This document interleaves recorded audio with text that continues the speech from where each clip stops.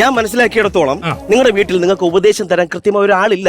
ഒരു മുതിർന്ന ഒരാൾ വീട്ടിൽ വേണം. ഉണ്ടായിരുന്നു. ആര്? എന്റെ അപ്പൂപ്പൻ. ആണോ? അപ്പൂപ്പൻ ആളെങ്ങനാ? അപ്പൂപ്പൻ ഞാനെന്ന് വെച്ചാൽ ജീവനായിരുന്നു. ആണല്ലേ? അപ്പൂനോ? അപ്പൂപ്പന്റെ ജീവൻ പോയല്ലോ.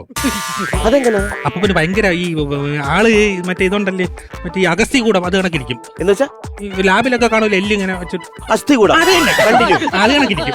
അപ്പൊ പുള്ളിക്ക് ഭയങ്കര ആഗ്രഹമായിരുന്നു. 90 വയസ്സുണ്ടേ ഈ അമ്മുമ്മേരെ ഈ പേര് ഇവിടെ ഒന്ന് ടാറ്റു കുത്തണം. Okay okay okay. ആയമായ മനുഷ്യനല്ലേ, നമ്മളല്ലേ ആഗ്രഹം സാധിച്ചു കൊടുക്കണം. ഞാൻ നേരെ ടാറ്റു സെന്ററിൽ കൊണ്ടുപോയി. ശരി. ടാറ്റു അടിക്കുന്ന മെഷീൻ ഓൺ ചെയ്ത് ഇങ്ങനെ വരച്ചോണ്ടിരിക്കുക.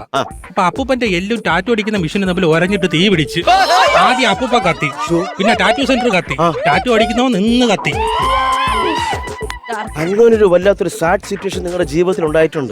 ആ ഒരു ഇമ്പാക്ട് ഇപ്പോഴും നിങ്ങളുടെ മനസ്സിനെ ബാധിക്കുന്നു. അമ്പിളിക്കുട്ടൻ ആദ്യം വായന തുടങ്ങണം. പുസ്തകങ്ങളെ സ്നേഹിക്കണം.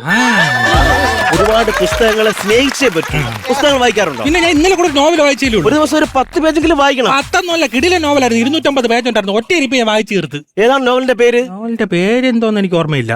ഓദറിന്റെ പേര് ഏതാ ഒരു കൂതറ. കഥാപാത്രങ്ങൾ കേട്ട് എനിക്കറിയാൻ പറ്റും. ഞാനും നോവൽ വായിക്കാറുണ്ട്. കഥാപാത്രങ്ങൾ ഇഷ്ടം പോലെ ഉണ്ട്. ഇഷ്ടംപോലെ കഥാപാത്രങ്ങൾ. മഹാഭാരതം കഴിഞ്ഞാൽ എനിക്ക് തോന്നുന്നു ഏറ്റവും കൂടുതൽ കഥാപാത്രം ഉള്ളത് ഇതിനകത്താ. അത്രയും കഥാപാത്രമുള്ള നോവൽ ഏതാണെന്ന് വില്യം ഷേക്സ്പിയർ. ഇങ്ങനെ സൈഡിൽ മൊത്തം കഥാപാത്രങ്ങളുടെ പേരാണ്. ഇപ്പുറത്തെ കുറെ അക്കങ്ങളും ഇങ്ങനെ വെച്ചിട്ട്. നോവലിന്റെ പേര് ഞാൻ പറഞ്ഞുതരാം. Telephone directory. അങ്ങനെ ഏതാണ്ടാ. നല്ല രസമായിരുന്നു വായിക്കാൻ. ത്രില്ലിംഗ് ആയിരുന്നു. ഒരു ജോലിക്ക് വേണ്ടി ശ്രമിച്ചൂടെ? ജോലിക്ക് വേണ്ടി ഞാൻ ഒരുപാട് ശ്രമിച്ചു. പക്ഷെ ജോലി കിട്ടുന്നില്ല എനിക്ക്. ഒരിടത്തും ജോലിക്ക് ശ്രമിച്ചില്ല. പിന്നെ ഇടയ്ക്ക് ജോലി കിട്ടാൻ വേണ്ടി ഞാൻ ബാങ്കിൽ നിന്ന് ലോൺ എടുത്തു. മനസ്സിലായില്ല? അത് ഇപ്പൊ നമ്മളൊരു ഹോട്ടലിൽ ആഹാരം കഴിക്കാൻ പോയി നമ്മൾ കഴിച്ചു കഴിഞ്ഞിട്ട് പൈസ കൊടുക്കില്ലെങ്കിൽ അവരെന്ത് ചെയ്യും? നമുക്ക് അവിടുത്തെ പാത്രങ്ങൾ കഴിവിടെ ജോലി തരും. അത് തന്നെ. ഞാൻ ബാങ്കിൽ നിന്ന് ലോൺ എടുത്തിട്ട് തിരിച്ചടച്ചില്ല. ജോലി കിട്ടുമെന്ന് വിചാരിച്ചിട്ട്. പക്ഷെ കിട്ടിയില്ല. അകത്താക്കി. ഇനി ജോലി തിരക്കണ്ട. കാണാനൊക്കെ അത്യാവശ്യം നല്ല സുന്ദരനാണ്. ഒരു സിനിമയിലും എല്ലാം ചാൻസ് ചോദിച്ചൂടെ? ഞാനാ? എന്നാ പിന്നെ ഞാൻ അങ്ങോട്ട് പൈസ കൊടുത്തെങ്കിൽ സിനിമയിൽ അഭിനയിക്കും. സിനിമയിൽ അഭിനയിച്ചാൽ നമുക്ക് ഇങ്ങോട്ട് പൈസ കിട്ടും. ഇങ്ങോട്ട് പൈസ കിട്ടുമോ?